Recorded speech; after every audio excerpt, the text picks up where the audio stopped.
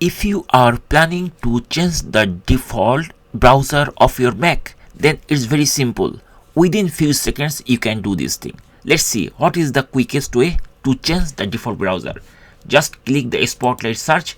It will bring like this. Now start typing default, and if you start typing default, you will see default web browser is there. So inside this settings, like gear type of icon, just click over there. The settings panel will be opened with the exact location. Now on the top, if you scroll, you will see default web browser. You need to scroll a little bit, then you will see right now it is showing Firefox. Now we can choose any other browser, whatever the browser is installed on our Mac. If we click here, it will show us all the browser which are installed.